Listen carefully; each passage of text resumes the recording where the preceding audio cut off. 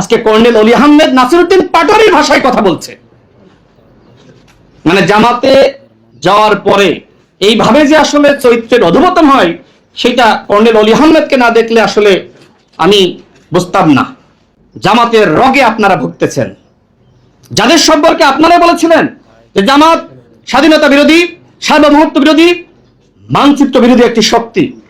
নাহিদ ইসলাম বলেছিল জামাতের নেতৃত্বকে দেশের মানুষ গ্রহণ করবে না। সেই নাহিদ ইসলাম যে সময় জামাতের নেতৃত্বকে গ্রহণ করে, তখন কি এই 11 দলীয় জোটের প্রোগ্রামে জনগণের সারা শব্দ থাকে?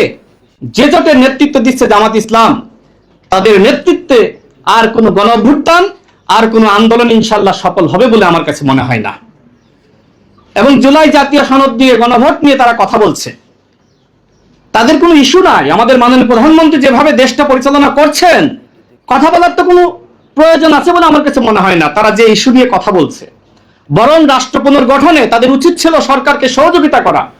গণঅভ্যুত্থানের পরে ডক্টর মোহাম্মদ ইউনূস যেখানে ব্যর্থ হয়েছে, সেখানে বাংলাদেশের বর্তমান মাননীয় প্রধানমন্ত্রী, তাকে সফল করা দায়িত্ব ছিল এই 11 দলীয় জোটের, যারা অপোজিশনে আছে তাদের।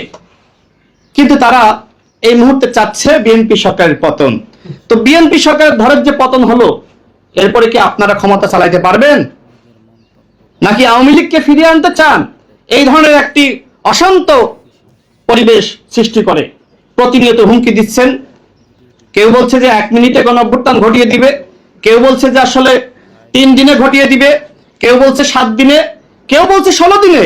আরে গণঅভ্যুত্থান ঘটাইতে তো একটা সমন্বয় লাগবে।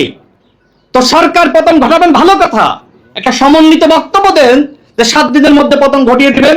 কর্নেল অলি আহমেদ আমাকে নিয়ে এবং আমাদের সহযোদ্ধা নুরুল হক নূর, বিএনপি সরকারের প্রতিমন্ত্রী, গণ অধিকার পরিষদের সংগ্রামী সভাপতি, দেখেন এই যে মুরব্বী মানুষ কর্নেল অলি আহমেদ যে ভাষায় কথা বলেছে, এইটা কিন্তু রাজনৈতিক ভাষা হইতে পারে? একজন মুরব্বী মানুষ, সম্মানিত মানুষ, বীর মুক্তিযোদ্ধা, এই শেষ বয়সে তিনি জাতিকে দীক্ষা দিয়ে যাবেন, আমাদেরকে শিক্ষা দিয়ে যাবেন। সেখানে তিনি এই এনসিপির যে তরুণ নেতারা আছে তাদের ফাঁদে পা দিয়ে আজকে কর্নেল অলি আহমেদ নাসিরউদ্দিন পাটোয়ারির ভাষায় কথা বলছে। মানে জামাতে যাওয়ার পরে এইভাবে যে আসলে চরিত্রের অধঃপতন হয় সেটা কর্নেল অলি আহমেদকে না দেখলে আসলে আমি বুঝতাম না।